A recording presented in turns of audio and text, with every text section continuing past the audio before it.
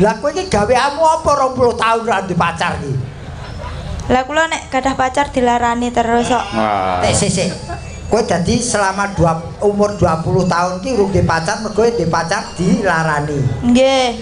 Tak kei rumus. Pripun? Ki wong gandeng kowe iki ya dudu cah tanah Jawa ndeles utawa cah Jawa asli. Injih. Yen ana klerumu ya ora masalah, sing penting kowe tetep belajar. Iya, mau Pakde kan mangkat sekotol toh. Aku ya sekotol. Suwi-suwi marai mengkirik to reng ngomongane reng. Lah iki pancen bocah iki asline saka Sulawesi kok. Iki gelem nyandang Jawa, gelem nyindane alhamdulillah. Mula yen enek tembunge Mbak Elisa sing kleru, sampean piyai sepuh wajib sing benerke.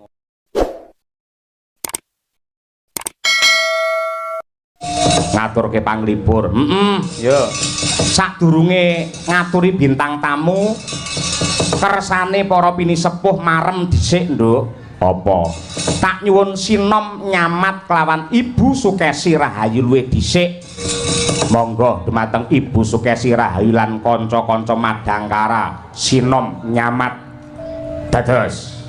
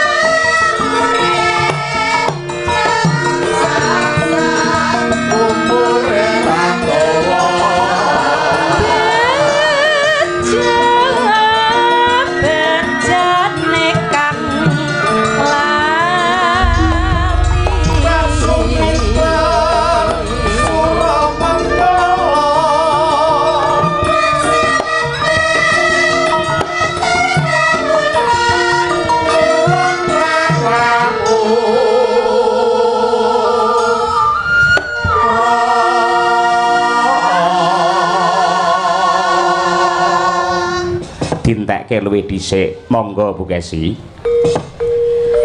Luwih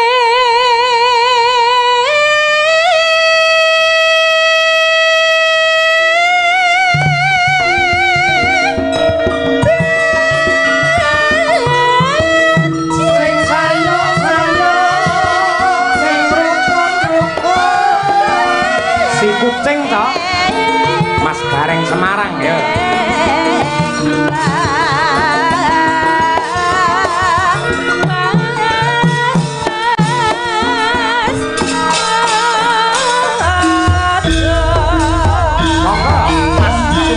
Yo, Gareng.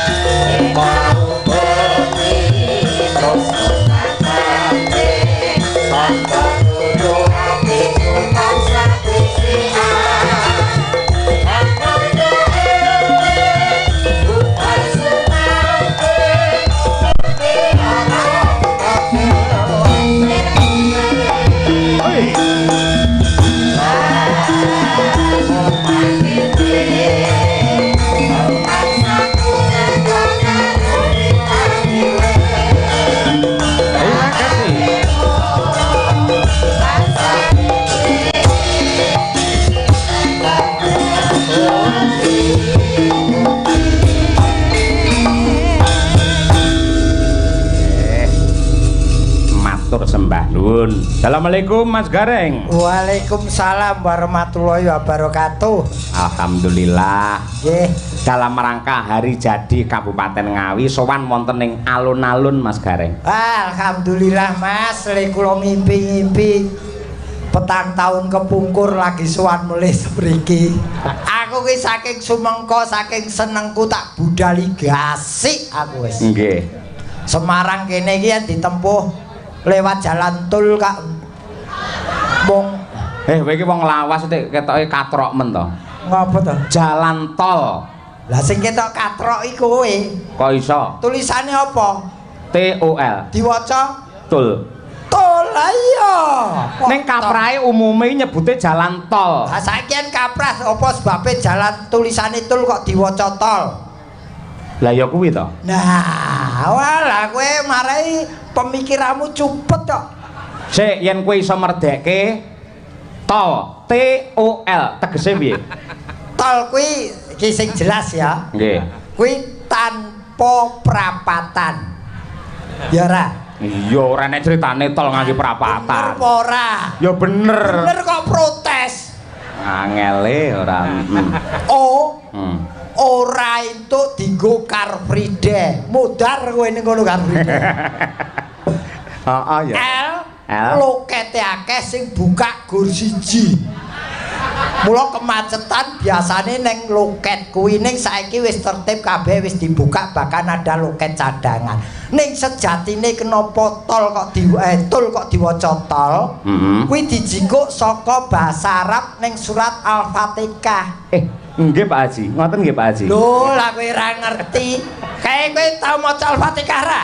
Kae ono ayate sing berbunyi ihdinas siratal mustaqim. Kowe iki ketoke kaji sing kok apalne ya pas tol kuwi tok. Tak apalke mergo penting. Tol kuwi jalan yang lurus. Wong urip kudu lumaku ana dalan sing lurus, ora kena nerak aturan. Oh, ngono. Mula tak apalke, mula selama saya hidup saya jangan sampai nerjang aturan agama lan negara. Uripku adem tentrem. Oh, ngono. Ora nerjang aturan agama karo negara. Ya, aku nekseni Piyai Ngawi nekseni lho. Ha iya. Bar iki kowe mesti apa kuwi joget terus bareng karo sinden nembang. Yen nganti tanganmu mak ya to. Yen kuwi ora nerak aturan kuwi hobi, Mas. Malah. Hobi kok diseneni. Tak golekne kanca Mas Gareng. Sapa? Mbak Elisa Orcarus Alaso. Wah, ini juga sangat dinanti-nanti oleh warga masyarakat Kabupaten Ngawi. Nggih. Coba kaya Sugeng Dalu Mbak Elisa Orcarus Alaso. Ngaturaken Sugeng Dalu Wilujeng Dalu Mak Cangi Mak Limbo Pak Cahyo Kuntadi ingkang minulya lan sedaya mawon para warga ingkang tumplek blek rawuh wonten alun-alun Merdeka menika lan sedaya ingkang rawuh para ingkang kula hormati kula ngaturaken wilujeng dalu. Mas aku izin ya Mas. Nyandi. Aku ngrungokke suarane cah iki blek pipis. Bocah iki kok pilek ora mari-mari to iki.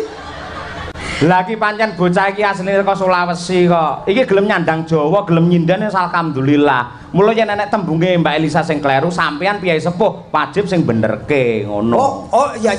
Janten lho Pak De. Hah? Menawi kula wonten ketal-ketul atur, Apa? kan menawi kula wonten ketal-ketul atur, Kedal-kedul. nggih. Tembung kok kedal-kedul ki. Kita kidul. Ya itu. Kidal-kidul ora kedal-kedul. Kital-ketul atur. Kidal-kidul ngatur. Nggih. Kula nyuwun pangapunten lan nyuwun dipernahkake. Nyuwun dipernahkake. Ya. Panjenengan sing wis senior wis rada tuwa rada mernahke stetek mboko stetek ngono lho. Nek aku ngomong ki salah ngerti anatomi tubuh ora? Waduh. Setitik mboko setitik ora setetek mboko setetek. maksudku ya sedikit demi sedikit. Setitik mboko setitik, Iya. sedikit demi sedikit. Iya Pak Dik. Nah, dadi ora apa-apa. Ana klerumu aku sing benerke wong gandeng kowe iki ya dudu cah tanah Jawa deles utawa cah Jawa asli. Injih. Yen ana klerumu ya ora masalah, sing penting kowe tetep belajar. Iya, mau Pak Dik kan mangkat sekotol toh. Aku ya sekotol. Suwi-suwi marai mengkirik to reng ngomongane reng. Tol. Iya. Tol ora nganggo ha. Aku gak pakai hak. Ketoke panjenengan sing rada suda rungon sih. Aku bilang TOL. Lah ya tol. Yo. Panjenengan sing kok dalane, dalan tol. Nek aku seko daerahe, seko toli. Oh, toli iki Sulawesi. Kenah reti to. Kuwi mlebune Sulawesi ngendi toli? Sulawesi Tengah. Kuwi kabupaten apa kota utawa Ya kabupaten daerah kuwi nggon pinggiran, nggon banyu. pantai. Lah ya pantai iki isine apa? Lah, Ya ora banyu tok ya ana praune barang kok. Ya anu toli-toli, desane. Nggih, daerah mriko nek sing bapake. Heeh. Nek boke beda neh. Ya ora toli-toli. Ora. Ngendi? Seko Lambelu. Lah lambemu dhewe kuwi kok. Kuwi wilayah kuwi reng, Lambelu kuwi wilayah. Lambeku kok. Aku ono to wilayah. Iki kok gedheke awak lho, kok lambeke. Ora aku ra metu saka kono ya Pak De. Masa aku metu saka kono ya ra sedeng. Ra sedeng. Sedeng kok Kanggo sedeng. mbokku aku metune.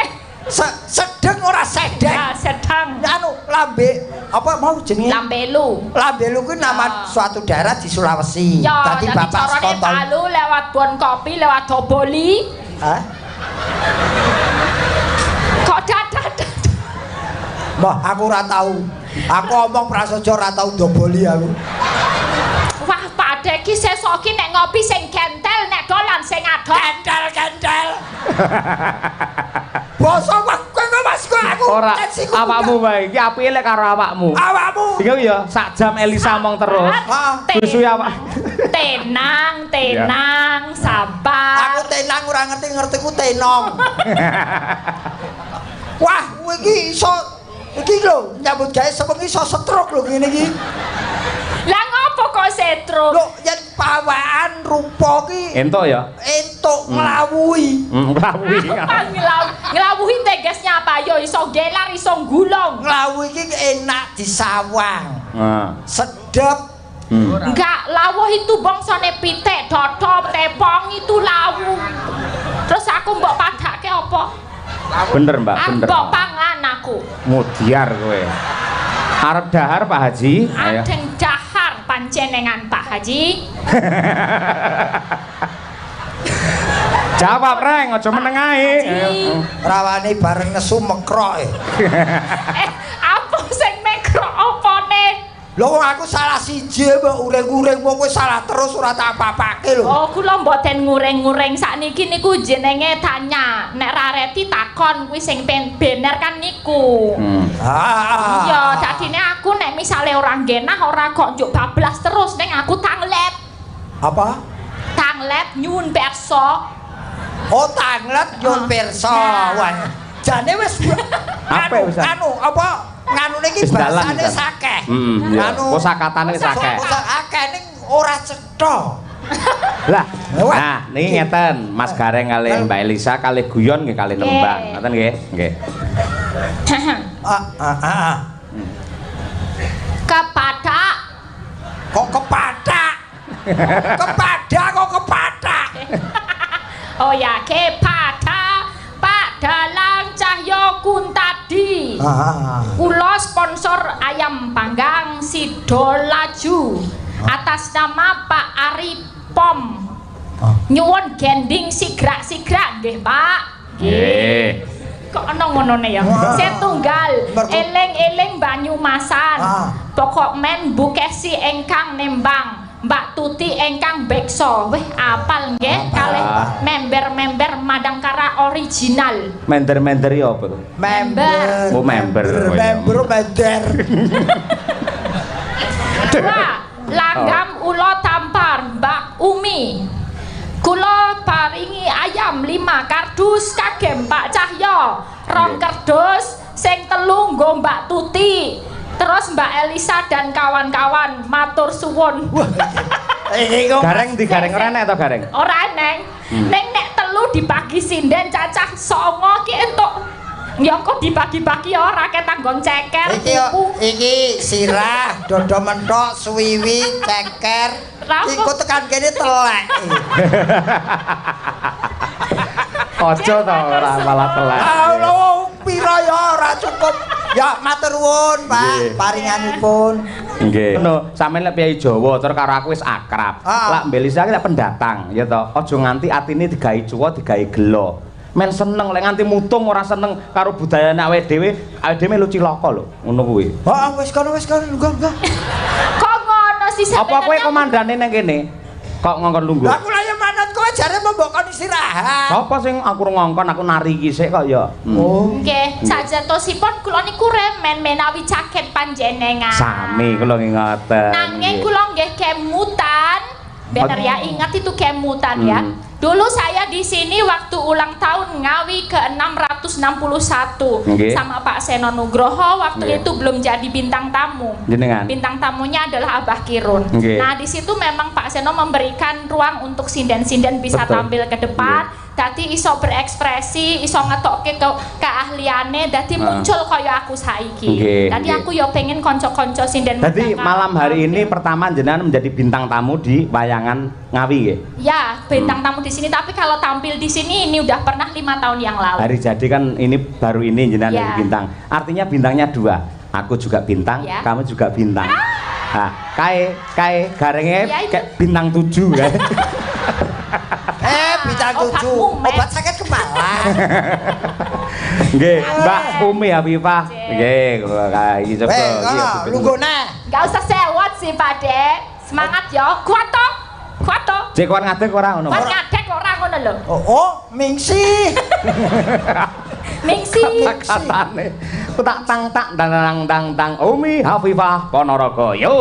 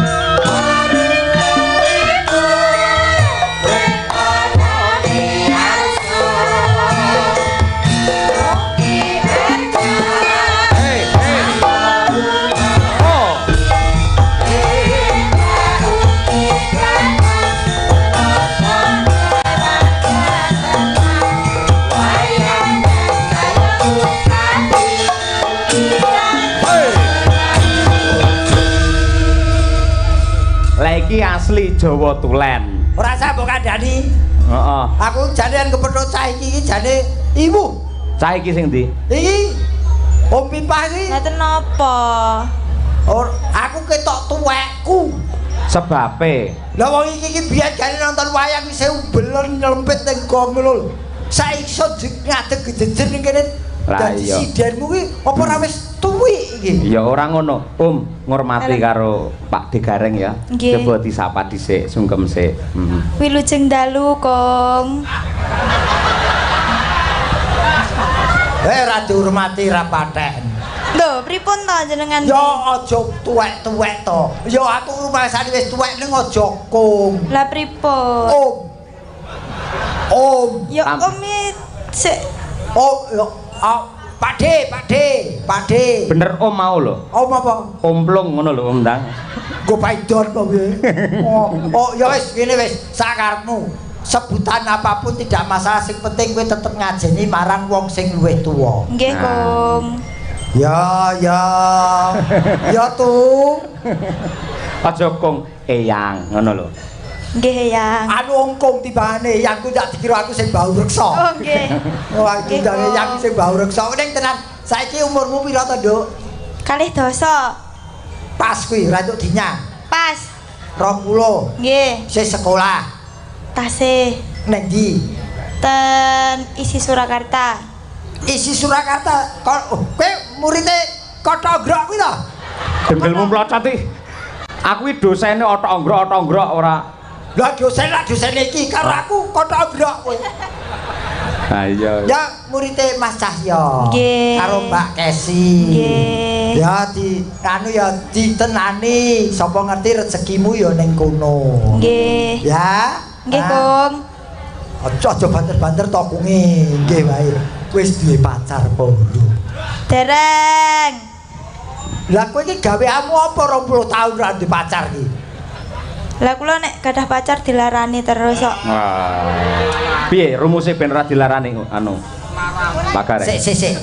Kowe dadi selama umur 20 tahun ki urung duwe pacar, mergo duwe pacar dilarani. Nggih. Tak kei rumus. Pripun? Sadurunge kowe duwe pacar ta iki? Nggih. Kowe duwe pacar, sadurunge kowe dilarani pacarmu pedoten sik. Lha pripun niku? Lho lah timbangane kowe kok dipedhot, alung medhot sik. Ngono. Mula aja golek bocah nom, aja golek wong bagus, golek wong sing tuwek-tuwek ngono iki. Bener Om. Kuwi kok keroki angler wis ndeke kuwi. Iki kan mboten pas to nek kula kalih jenengan. Wah ya ora, maksudku ora kudu aku. Oh, ngoten. Wong sing temuwa sing iso ngomong kowe. Nggih, Kong. Aku iki pol-pole yo jangan bergerak kuwi. Ngene lho pedomane ngene lek golek pacar Om. Pripun? Pedomane 3an. Napa niku? 3an. 1 beriman, 2 tampan lahir batin lho ya. Nggih. 3 mapan. Ojo nganti gelem, ayo kita berjuang dari nol ngapusi. Kuwi idealis. Betul. Ngono kuwi. Idealis. Kuwi pedomane wong idealis ngono. Kok ngono? Golek pacar calon bojo ki ora usah 3an mau. Lah napa? Loro wae. Lanang urip. Berarti wedhus kae ya lanang urip lho. Terserah. Ora golek wedhus wong menungso golek wedhus. Ya Ki Apa wis sing dikersake Ula Tampar karyanipun Mbah Sukron Swanda. Menika. Lah iki lagi krungu ki aku. Nggih. Gandeng diparingi ayam panggang aturna sak becik-becike Ya. Nggih. Ngemate suarane Umi. Takul nggih kene to. Hah? Bebas. Jejer Desi iki. Wino kok Desi ra. Oh Desi ki adine Kabul. Ngawut Nano. Mate seri angkleng darma Prak iki. Prak. Iya, Angling kita toprak. Darmo. Hana cerita tingkae ula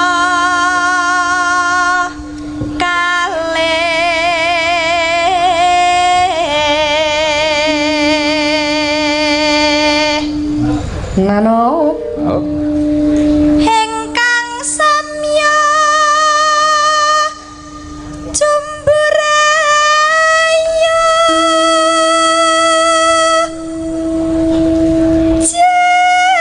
jenenge ula tampar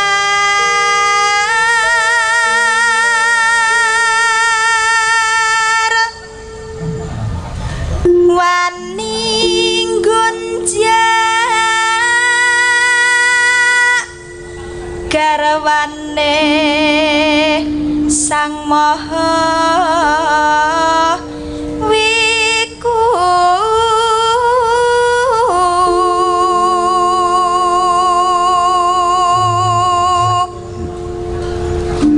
anenggih kinaga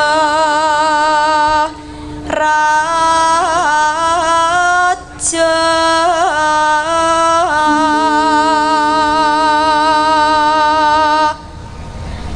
sesilih nyinaga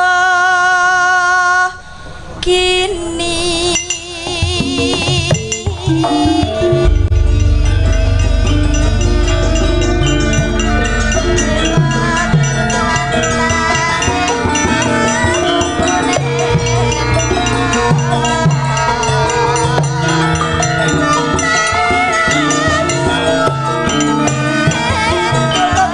Masuk.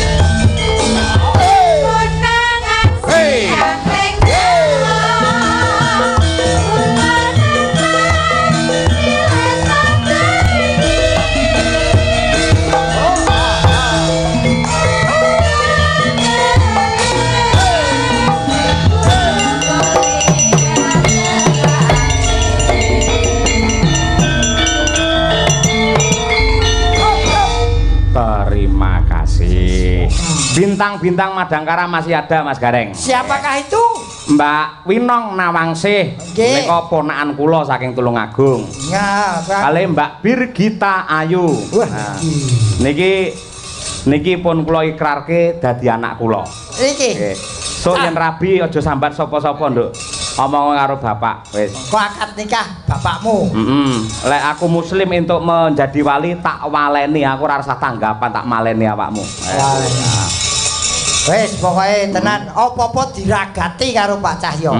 Tenan. Wiwit A nganti Z kabeh sing ragat Pak Cahyo. Iya, Wis. ning wiwit bengi iki dan seterusnya lek nyinden aja njaluk bayaran ngono. Oh, ya tombok. Lah iya. Ora ya. Mbak Birgita karo Mbak Winong tambah Mbak Elisa dalam lagunya yang lagi tren Kitir Sumilir. Nonton ngematke. Apa? Ye. Aku seneng iki kintir pinggir iki. Kitir Sumilir. Lah ya, semilir kena angin terus minggir. Iya. Maka Mbak Elisa tengah terus sing ngapit Mbak Winong karo Mbak Birgita. Ya, nggih. Apa ya apa? Yes. Maka sa dipun aturaken Kitir Sumilir. Dados. Hei, ho, hei, ho, hei. Ayo, Lot.